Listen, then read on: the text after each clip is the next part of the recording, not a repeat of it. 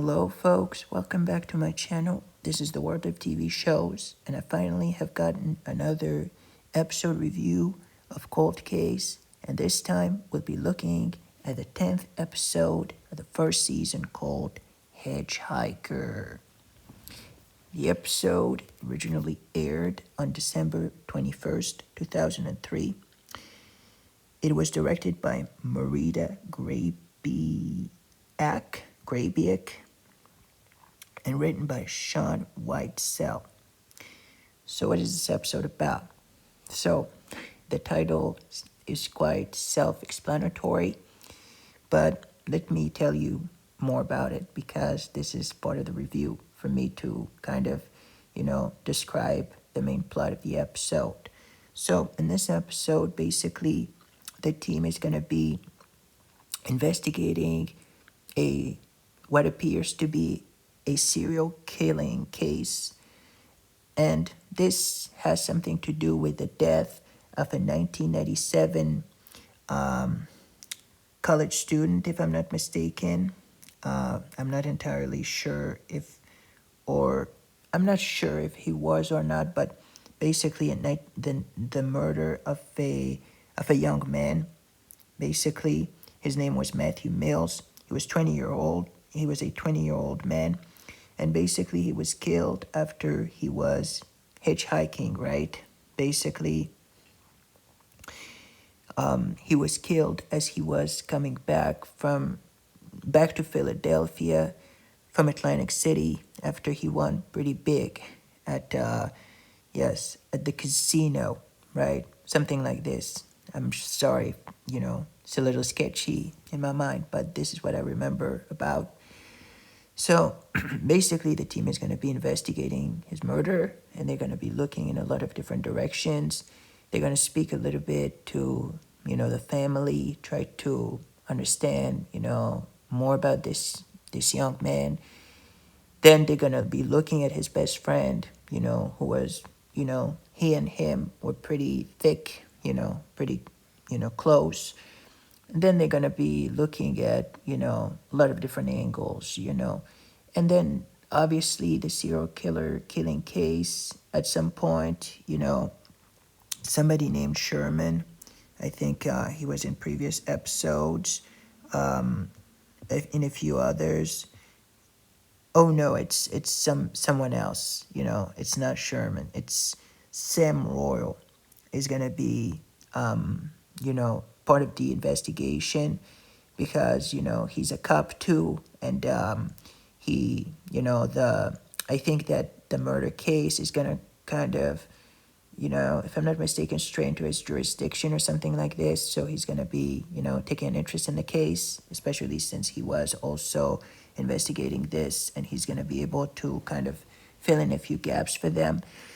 But then, they're going to be trying to, find the serial killer, and, they're going to find out that, the two cases might be linked, with the hitchhiking and, the killer on the loose.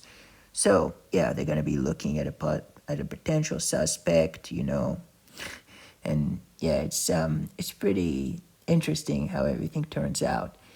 Also, there's a store owner who might have had it out for the boys after something happened in his store, some kind of a robbery gone bad. And I'll let you find out for yourselves, what happens, because I don't want to tell you too much about this episode. But the hitchhiking, the plot with the hitchhiker was so good, especially at the beginning when you have them, flagging down, is that the term, flagging down someone, some people driving down the road, some driver.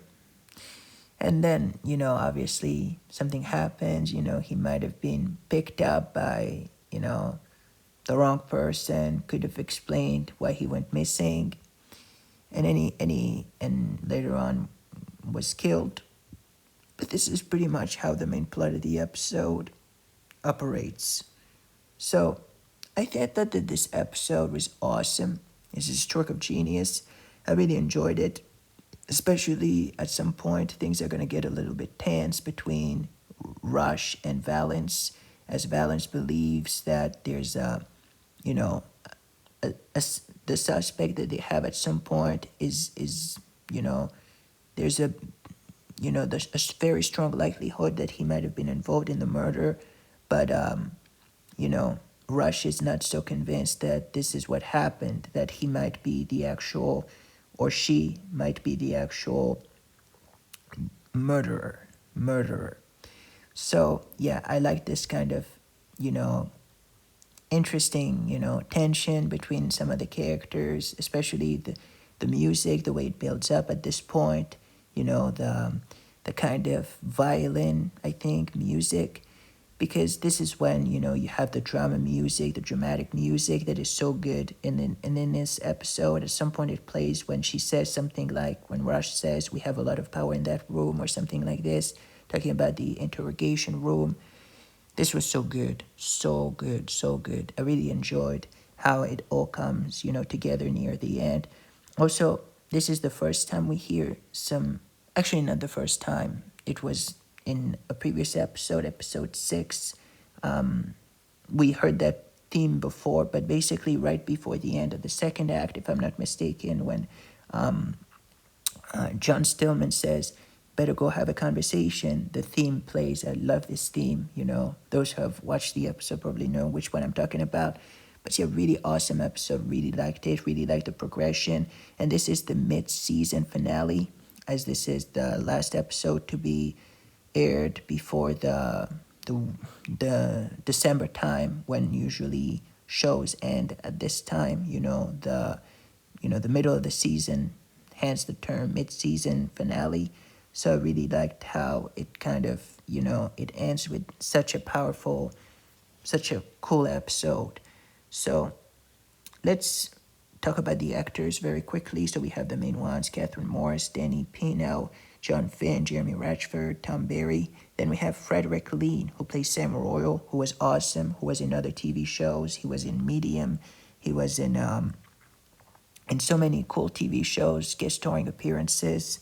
He's an awesome actor. Really liked him. Really liked having him in this episode.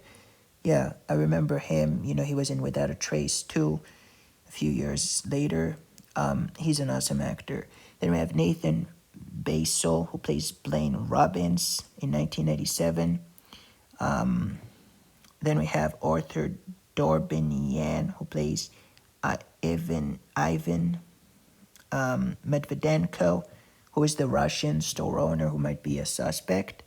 Reno Michaels, who plays Henry Floyd, who is one of the suspects, and at some point he makes some distasteful comments. I don't like him at all. I mean, he was a dirtbag.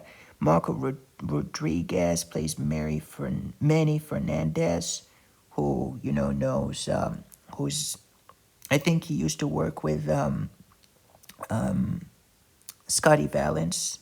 The two of them are good buddies, I would say. Then we have Garrett Stroman, who plays Matt Males in 1997. Joel Anderson plays Robert Males. Suanne Spoke plays Janice Brock. Yes, who is involved with Henry Floyd at some point. But yeah, I'll let you find out for yourselves. I'm not going to spoil it too much. Chris Beckwith plays Matt Males in 1984. Yeah, something happened in the past. I'll let you find out for yourselves what it is. Then we have Betty A. Bridges, who plays Dorothy. Trish Korn plays Katie Mills in 2003, who was the sister, right, the younger sister of that deceased, the deceased. Then we have Saggy Jesse Deegan, who plays Joey Taggy. Pat Distro plays Beth Mills. And those are the main actors. But my favorite ones are definitely Nathan Basil. He was pretty awesome. He was the best friend playing Robbins. And the two of them, him and Matt Mills, wanted to kind of make a lot of money. And obviously something happened near the end, and I'll let you find out for yourselves what happened. I also liked Frederick Lean, one of my favorite actors at this episode. Arthur Dorbinian was also pretty good. So was Marco Rodriguez and Garrett Stroman. Yeah, those are my favorite ones. So if I were to rate this episode on a scale from 1 to 10, I'd definitely give it a solid 9 out of 10. Definitely one of my favorite episodes of the show. Awesome one, awesome progression, awesome twist. Loved it. So 9 out of 10 for me for this episode, Hitchhiker. What about you folks? What did you think about it? Did you like it? Did you hate it? Please let me know in the comment section down below. Thank you for watching. I'll see you on the next episode review. In the meantime, folks, stay safe. Goodbye. Take care. This is a Word Up TV show signing off.